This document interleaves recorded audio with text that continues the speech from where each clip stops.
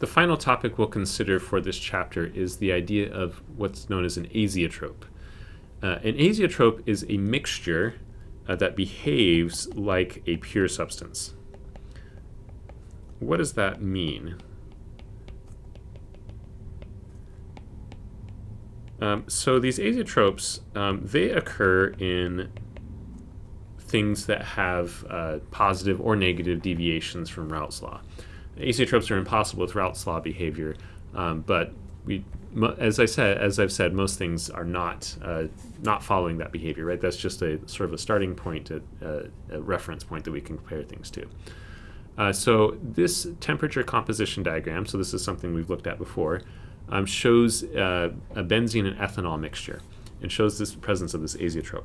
So again, just like the previous ones we've looked at, right, the composition of the vapor is on the top, right? So this is our X1 here, and the composition of the, sorry, those should be Y's. The composition of the vapor is Y1. The composition of the liquid on the bottom is X1, not 2.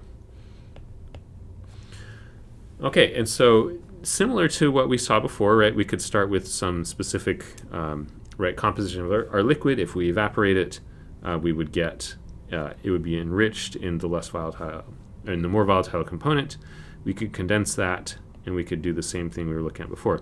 But what you may notice here is that we'll reach a point at which the vapor and liquid have the same mole fraction.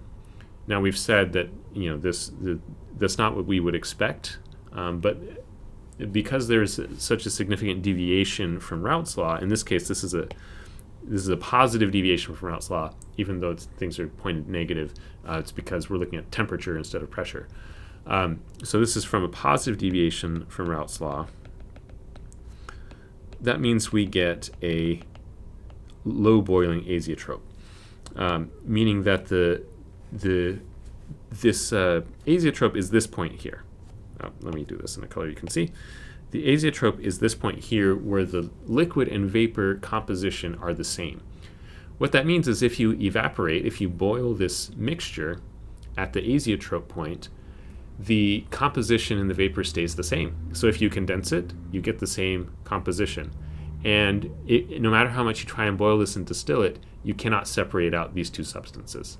And so if you try to, you will instead reach this azeotrope point and you get a benzene ethanol solution that stays at this fixed composition of about, just it looks like below, maybe 0.48, 0.45, something mole fraction of ethanol.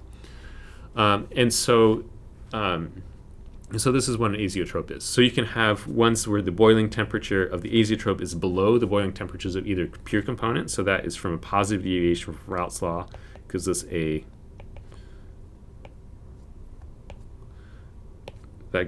low boiling azeotrope, meaning that just what I said, that the boiling temperature of the azeotrope is below the boiling temperatures of either pure substance. So we can read those off here. Or you can have a high boiling azeotrope where the boiling temperature is above either of the pure substances, and that comes from a negative deviation from Raoult's law. I don't have a plot of that, but you would basically get a plot that looks like this, except for it's sort of mirrored on the y-axis. You would have a liquid composition that's higher, right? The boiling temperature is higher than either of the boiling points of the pure substances.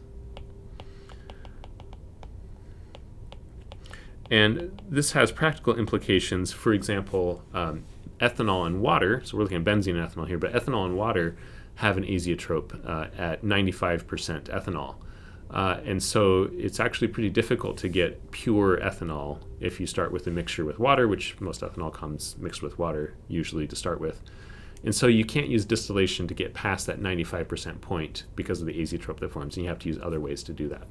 And so 95% ethanol is significantly cheaper than pure ethanol with no water in it because of that, because you have to do additional steps.